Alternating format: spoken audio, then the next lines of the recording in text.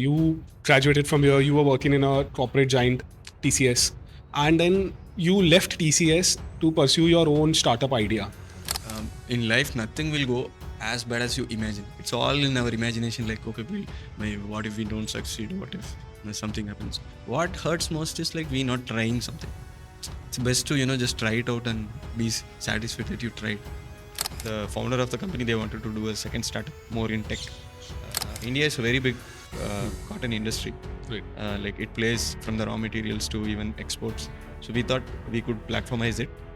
What are some of the things that you learned in that process of starting your own firm, as opposed to which you didn't learn in a multinational company?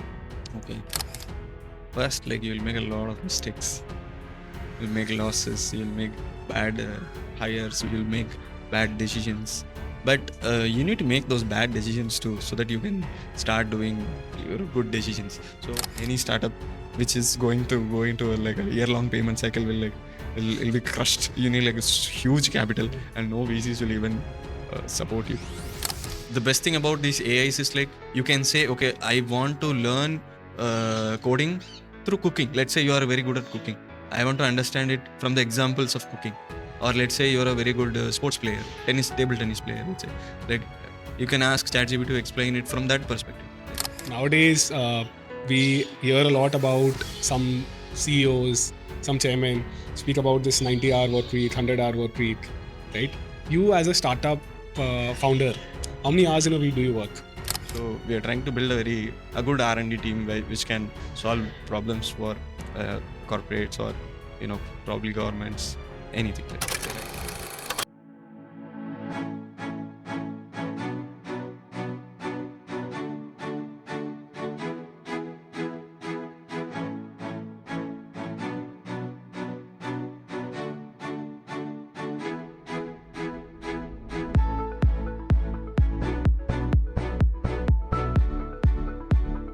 Hi everyone, welcome back to yet another episode of the Hostel podcast from IIT Bombay. I'm your host Rohan. I'm an alumni of IIT Bombay, and today we have another alumni of IIT Bombay, Arun. Hi. Arun completed his BDes from the Industrial IDC School of Design and is presently running a startup. So let's have a conversation with him and understand about his IIT Bombay journey and more about the startup he has ventured into. So do watch this episode till the very end and do like, subscribe, and share. Okay. So let's get started.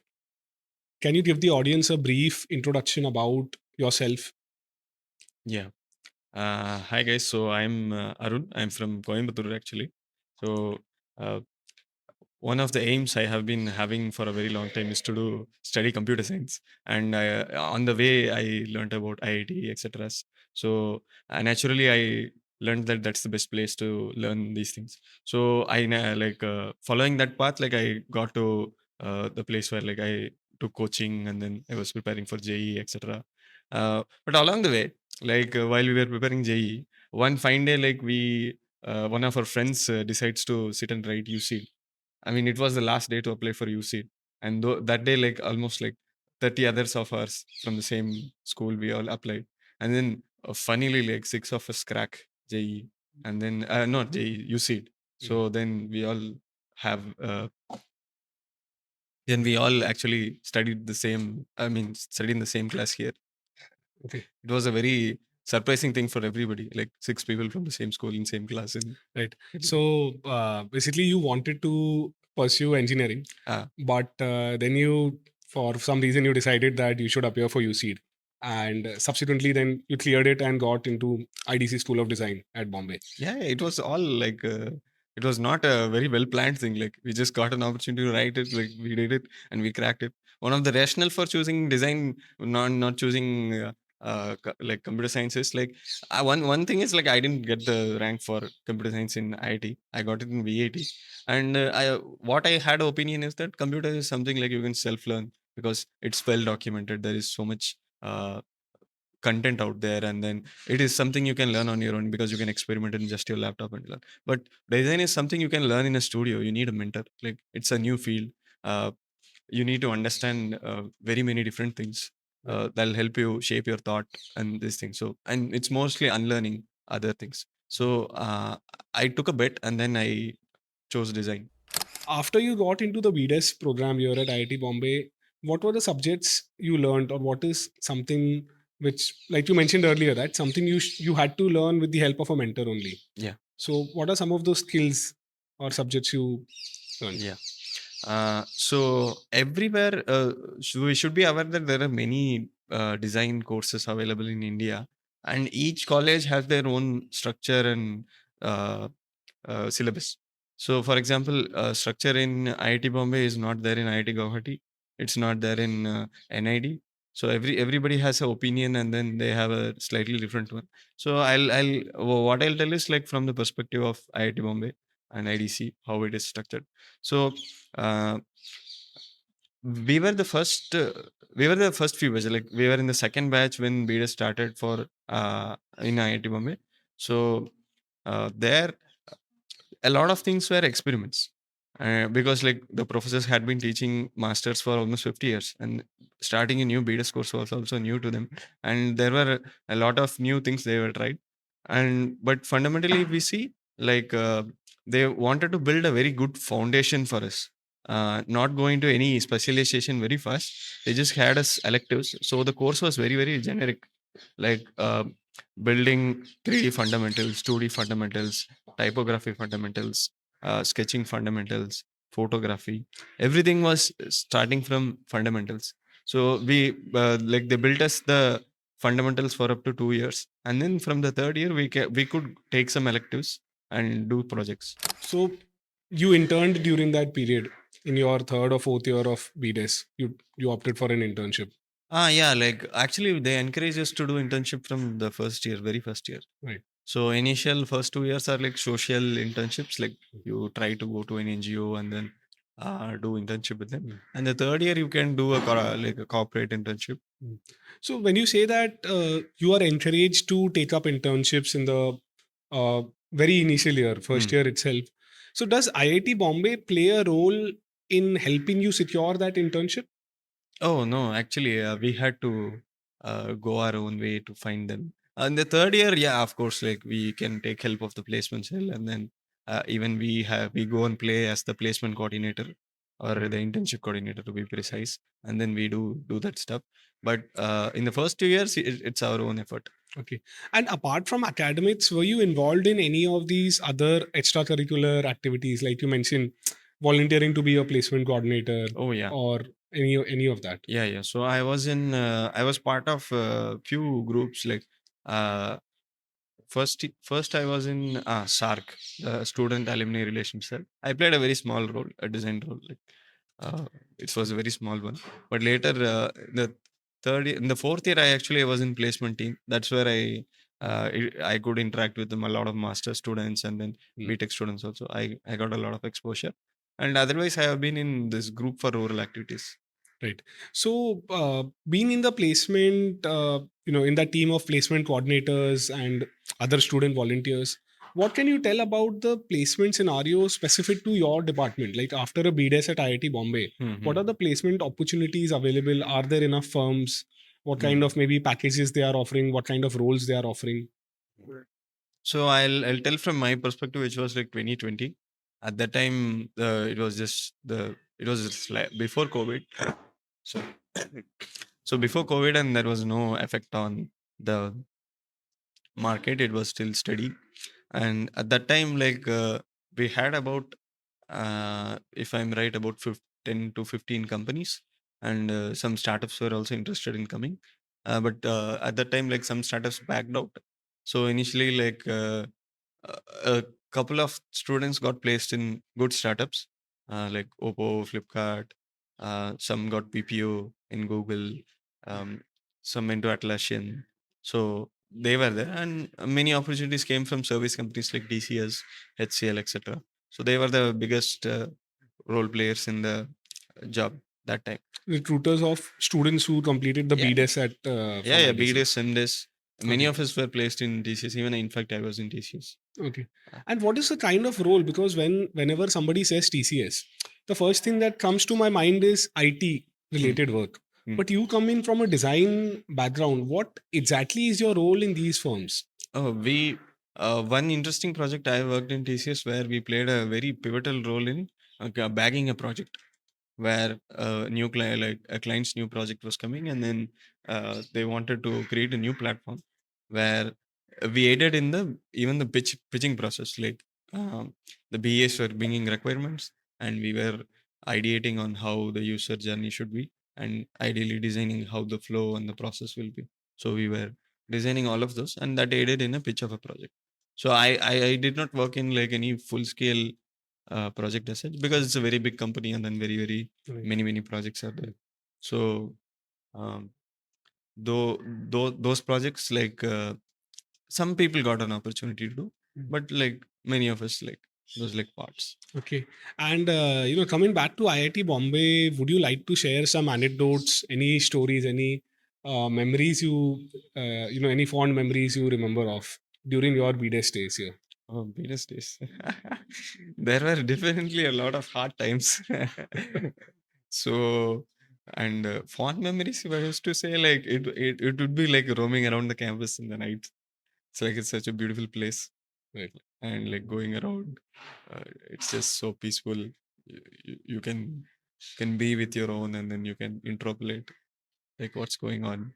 So I'm more of that kind of guy. So like I really like that time. Right. So Arun, like you mentioned, you graduated from here. You were working in a corporate giant, TCS, and then you left TCS to pursue your own startup idea.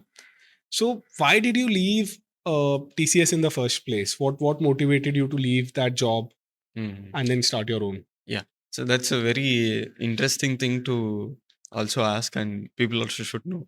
For example, when you go into corporate, the more time you spend in that, your role gets very defined. Let's say you go into DevOps role, or let's say design role, or any role. I mean, the more time you spend, you get restricted to do only that role. And big corporations means even more restriction. So what I was beginning to hate is like, one thing I was very clear is I don't want to be a designer. Oh, that was very clear. I appreciate design a lot, but doing just design is not a full freedom, because you don't have, even in corporates or wherever, you do have some say, but then it's still, the kind of things you should build comes from a product manager. They decide what you should build, or like how to what to prioritize. The freedom is with them. So I felt like, okay, we don't have any. I mean, I could not do express what I want to build or something, and I also wanted to move away from design where I want to really build things myself. Mhm. So, and I wanted a freedom. Like I don't want to be defined by anything. Yeah. So post that, after quitting that, I worked in a couple of roles. Like I was a product manager, and also briefly I was a technical product manager Mm. before starting the startup. I get it. Like I think that is probably a common trait with all Mm. the startup guys, that you want to have that autonomy, you want to have that freedom, Yeah. that I want to pursue what I like, right? And that certainly is a big decision to take, to leave a comfortable job after graduating, right? And at that age, maybe you were what, 22, 20, 22. Yeah. 22 at that age, right? Yeah. Taking that bold decision to move. Yeah. So how did your parents react to that, or family in general? Okay. So, to be honest, like my family, they give a lot of freedom to my opinions and decisions. Because one thing is like uh, I have a proven record that I'm like uh, I, somebody can rely on my decisions. Like I won't do any rash decisions. I'm patient. I'm thoughtful. So I have created a what to say, like a trust. I've built a trust, and like the people trust my decisions. Be it elders, be it very big elders. So like they trust my intuition, and also they are also fairly risk taking in their life. So they are also the opinion that they should give me freedom so that I can take my risks and make my mistakes in life. Kind of runs in the family. Yeah. That's good. So, Arun, so can you then briefly describe about the present startup you have? Yeah. Like, exactly why did you start it? Mm. What are you doing? And what is your long term vision with it? To be honest, I have had many double thoughts along the way. So I am in this position also because like I did not fit into the role. I got like things forced me to not go into a job because the like uh, as things are going, like you do have to earn and then you have to do things. So if I was defined in any particular role, like let's say like my identity was like I was a good designer, I would have probably been in a job. But there was always this back thought that I should do some startup. Okay, I don't know what to do. So that there was this churn for a very very very long time. I'm thinking like, what should we do? What should we do? What should we? Uh, One lucky day, like one of our, I mean, as I said, like the co-founder Amarnath, he called me to do the cotton startup. So I thought like, okay, so, like I'm getting a very good opportunity to be with somebody who is experienced in the industry for at least 10 years. I learned something. So I just said like, okay, whatever is uh, we are going to learn, we'll learn. So I worked in there with them for about 1.5 years in the cotton startup. Uh, we even incorporated this current company for that only. Uh, but we realized along the way, like we are not a big of operations people as of now yet. We are more like people who want to build tech, and then our interest lies in tech. So we stopped the cotton one because like it's very very operations specific, and the payment cycles are like 1 year long. And any startup which is going to go into like a year long payment cycle will like it'll be crushed. You need like a huge capital, and no VCs will even support you. Right. So that was the rationale not to do it anymore. Mm. And we were on our ways building our own things, like so I went back to their startup, which is like which is Swarajya magazine, where I was the product manager. Though there I learned. So when we were starting the startup, I was also nascently learning how to build teams, how to get people to uh, like work, like how to hire people, what is an ideal tech team. I was learning all of these things. So once like we decided we won't do first cotton, we then switched to doing Swarajya's internal portals and etc. So that time, like I kind of learned how to set up a good team, get a good product out, Yes. all of those things. Then even that saturated because like we have built all of those things. And then I got an opportunity to be a technical product manager. I was there for a brief time. I was there in a company. There I learned uh, how big teams run. Like it was a team of about 100 people. At Swaraj. No, it was a different company. In so it was a video analytics company. So there were 100 people. Like Just sorry to stop you. So this was so you worked in Swaraj. Yeah. You learned a lot of skills as you mentioned just now, and then after Swaraj, you switched to another company. Yeah. I'm a little confused here because earlier in the conversation you mentioned that you wanted to get out of design. Yeah. That is one of the reasons why you left TCS, right? And now you just very beautifully explained the importance of design, and you very much appreciated it, like why design is necessary and etc. So is there a conflict in your mind whether you should stay with design, get out of design? What is it? Okay. There are two stages to design. One is planning and execution. Planning is a stage where you are talking to stakeholders, you're trying to get the map, like what is the problem, or what is going on in their mind, and you're ideating like what kind of solutions you can bring to them. You can So in solutions doesn't mean like you should build an app or anything. It can be anything. So it's the place where you can do a lot of thinking, and then you can get excited about what solutions you can build. And there comes an execution stage where like you have to make the planning of the UI, or like you have to fine tune how the visuals come up. You have to have a design language. So that part is slightly harder for me. But that's very crucial. Like anybody building a product needs to get it done very right. So because it is hard for me, I wanted to exit. But then as a designer, like the things you learn is like what to build for whom is the real thing about design. Can you let's just take this lamp for an example, right? Yeah. Can you explain what you just said, by using this as an example? what all stages went into making this lamp? Right. A lamp would be slightly difficult for me, but I'll try. Yeah. So, for example, like first you would always think like, okay, whom are we building this lamp for? Right. And then what style? Okay. If we see, we can see like a jute kind of material here. This is wooden, and then I think the light is like yellow. I mean, like warm light. So uh, when you see all of these things, you associate with, for example, like a calm um, interior lighting. So Correct. it gives that feel. So uh, if you see like when you say like just say like okay, I want an interior light or something. A generic engineering mindset, or like a solution mindset. We should not say engineering. It's a solution mindset. Is to find one solution to a problem. But then when you say it to a designer, they'll first try to articulate like what is the abstract thing we are trying to achieve. Right. Like here, it's the mood and the placement, and Mm. like uh, and also the material choice and aesthetics.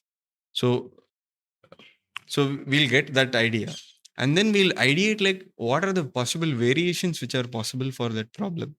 Mm. So now you just take that abstract thing.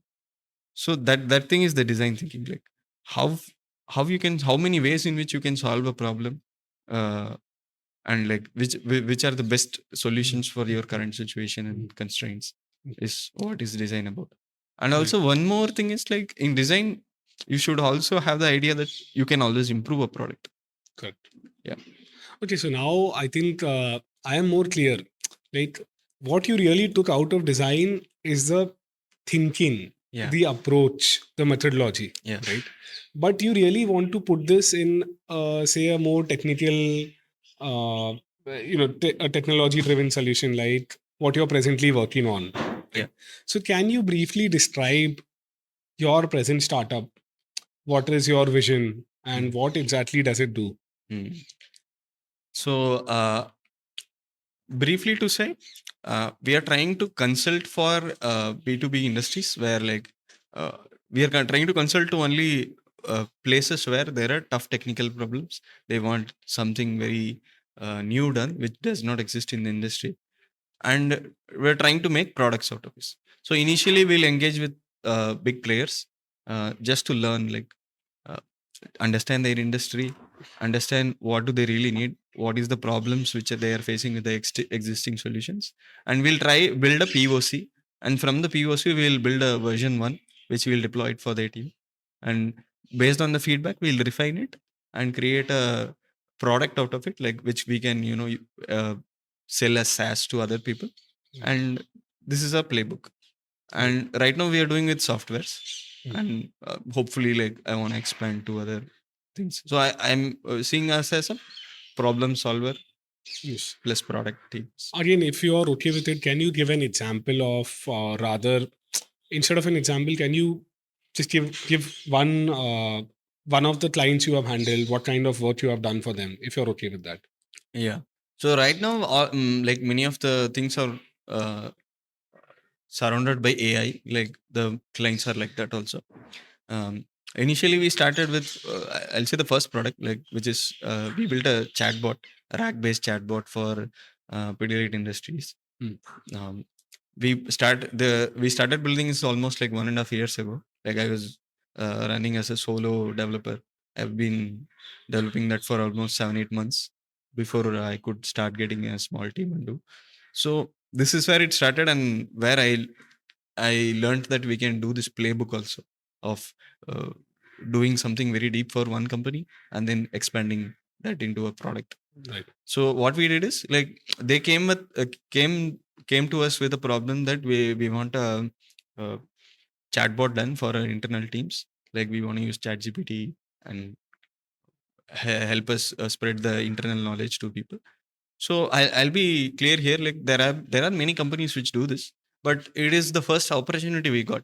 So I mean, it was a good opportunity. It was a big company, so we just took it. It was and AI was also new to me. Like I didn't know anything about like neural network or anything, or even what to say, like rag per se. So I picked up things along the way. So for that one, we closely worked with the internal team. They gave us continuous feedback. We started with a very small pilot, like starting with 4 documents, 5 documents. We got like accuracy right. Then we expanded it to like 100 documents. Then we expanded it to like 10,000 to 15,000. Yes. Slowly. So we have slowly built features and technical requirements as per the feedback. So this is like an internal chat GPT for Pidilite. Yeah. If an employee wants to has a doubt, he types it in the chatbot. Your chatbot Yeah. gives out data. Yeah. And then you continuously basically fed it more data. You improved the accuracy. You maybe added some more features, some more, aesthetically made it more appealing or something. Something Exactly. like that. And enterprise problems are slightly different. Like they are more about how you do access control, like who gets access to what documents. So that was one big part we did engineering about. Right. And in all of this, I understand that you had to learn a lot of technical stuff because you had a bachelor's in design, but AI, like you said about neural network, programming, you probably data management, etc. So you picked up a lot of this knowledge along the way. And for anybody who's watching, maybe a 15-year-old child, right, is in school, he wants to learn something, or maybe someone, a lot of people who cannot get into IITs or the top institutions just because the sheer volume of the competition. Can you share? Can you describe how did you go about learning these new technologies without a formal education, without a formal background in them? Okay. So see, the best thing to learn anything is to help others. Even best thing to learn is to teach others. That is also, in fact, helping. So I got some opportunities to build platforms. For a friend, I built a WordPress-based website where he wanted to write blogs. So that's where I learned the fundamentals of domains, emails, how emails are hosted, etc. So like this, I have built many couple of projects, like helping people, and also personal projects, uh, where I learned, picked up fundamentals one by one. Um, so for me, it was always doing based learning. I mean, I didn't go, sit do a online course or anything and learn from there. So I'm in fact lucky to for these opportunities to come so that I can build an experiment and learn. Um, but ultimately, it's like you should build it. You should build things like either you build it for you or you build it for others or you just build for learning. Like there are so many courses available online. So you can build and then you can learn. So your approach would be that you pick up a project. Maybe it could be as simple as say making a website, or you try to develop an app, something like that. And along the way, whatever doubts you have, you use the internet to solve those doubts to teach yourself. It's like a continuous learning curve. I mean, that was the old days of learning, but now like you have ChatGPT and like Claude, like basically how as a humans we all think is like we all have some mental maps. Okay, we all see world through certain things. It's always good to ask questions from good to know from our perspective. So uh, the best thing about these AIs is like you can say, okay, I want to learn coding through cooking. Let's say you are very good at cooking. I want to understand it from the examples of cooking. Or let's say you're a very good sports player, table tennis player. Let's say, like you can ask ChatGPT to explain it from that perspective, like how like how this program works or how that works. So the biggest advantage of those things is like you can always have a custom explanation to you. So picking up concepts has become easier now. In fact, I would say like I'm confidently running this startup right now is because like AI exists and I can ask questions uh, like a stupid guy, like very very random basic questions and learn from that. I think that's a wonderful approach. Basically, we are harnessing the power the potential of AI and other such technologies. Arun, uh, you have worked, getting back to like previous thing, you have worked in a multinational company and then you have started your own startup. What are some of the things that you learned as in that process of starting your own firm as opposed to which you didn't learn in a multinational company? Okay. First, like you'll make a lot of mistakes. You'll make losses. You'll make bad hires. You'll make bad decisions. But you need to make those bad decisions too, so that you can start doing your good decisions. So one of our professors tells like, if to get a good drawing out, you have to do your 10,000 bad drawings out. You have to get it out. So, I mean, doesn't mean that you go make rash decisions. You should make calculated decisions. Uh, so, some of the things we have picked along the way is like how to hire a good team. Uh, Good idea is one thing, good founders is one thing, but ultimately, team is what which executes something. So, as people building teams, like we should know how to identify talents. So, that is one of the question I have been trying to answer for a long time before I was very confident. Like, how do you, let's say, estimate like how a work gets done in a particular X time? Like, let's say you give for a website development or something, or how do you analyze like somebody is skilled in something? So the part of the thing is like you go do research, like what do you want, what kind of guy or what quality you want for a team or a person, Right. and then you start looking for those things in your interview process or resumes, and getting them is the skill, and also like gauging like will they fit in your culture, uh, or like how long will they stay, all of those things all matter in the team building. So there are then some of these things which you have started to appreciate more Mhm. as opposed to when you were in a company, like managing your team. That is something which probably maybe didn't come at that stage when you were in a multinational company.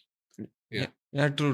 Like, yeah, we are just one among a lot of people. Like, and so learning is only about like opportunities coming to you, like, or you're creating opportunities.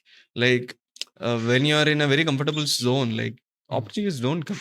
Like when you are like here out there and then trying to build something, like that's when like you put yourself to a lot of tough situations, and you have to get out of your comfort zone to do all of these things.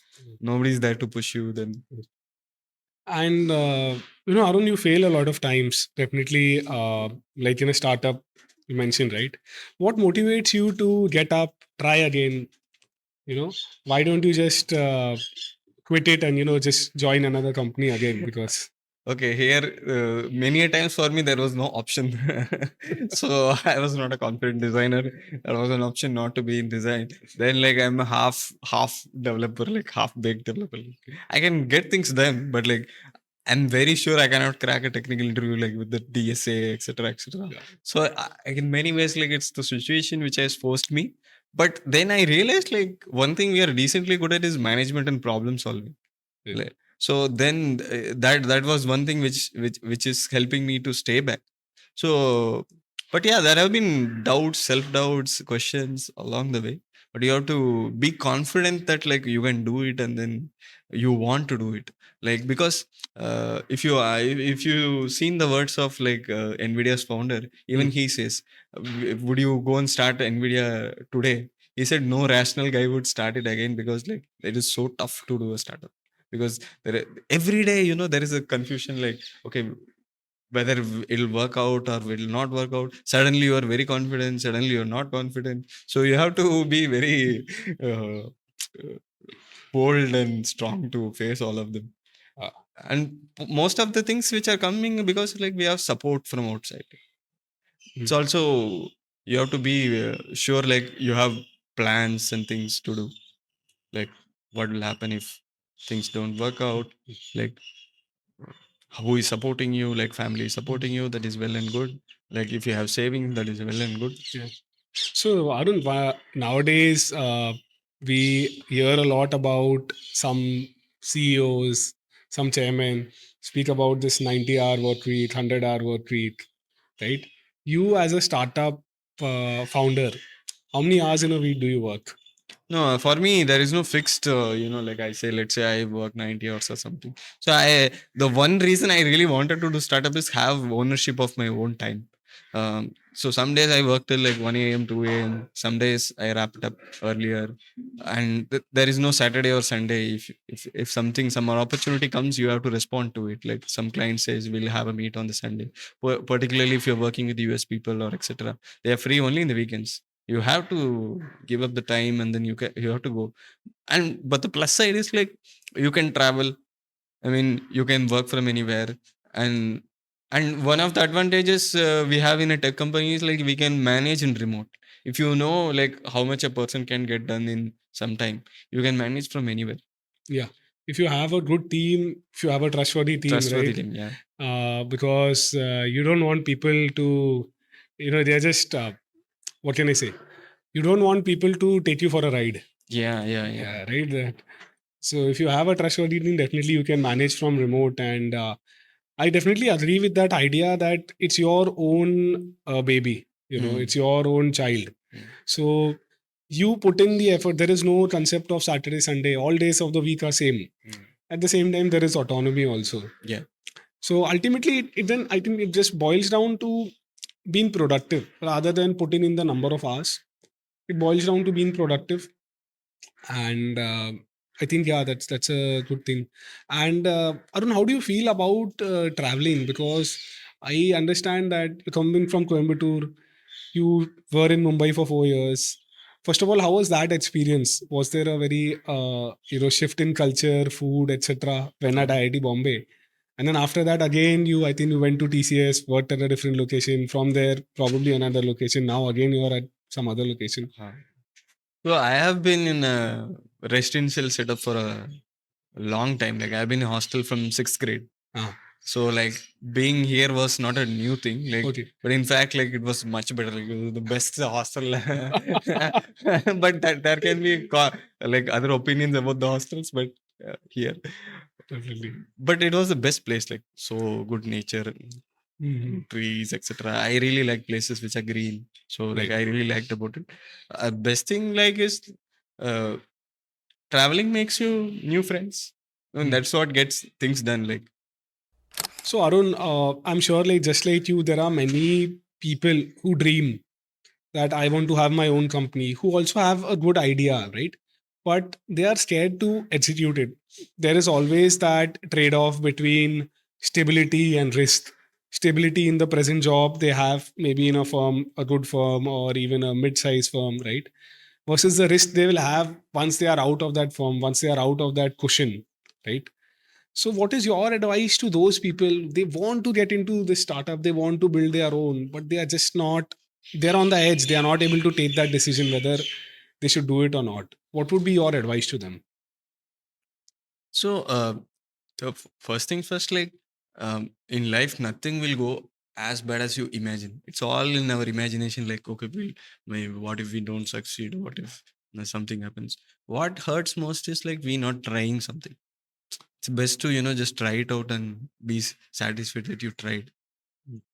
And another thing is like being practical on risk assessment, like when you can take a risk. For example, for some people, it's best to take when you are very young because like there is nobody dependent on you. But for people who are married and who are well settled, also it works out because family is supporting them.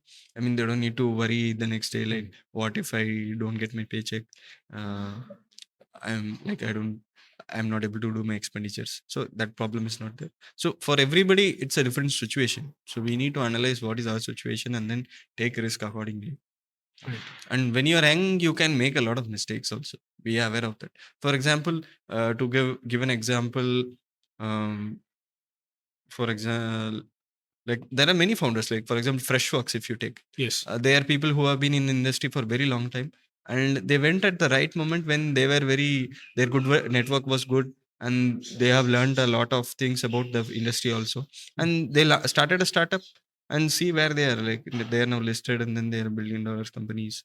So so for them, like taking a decision at 35, 40, I don't know their age when they did that, but like taking a late decision also works out. For some people, who are taking very early pivots. Like for example, Mm. Facebook is one example, but this is an extreme example. But people who build the PayPal, people who built like for example Oyo.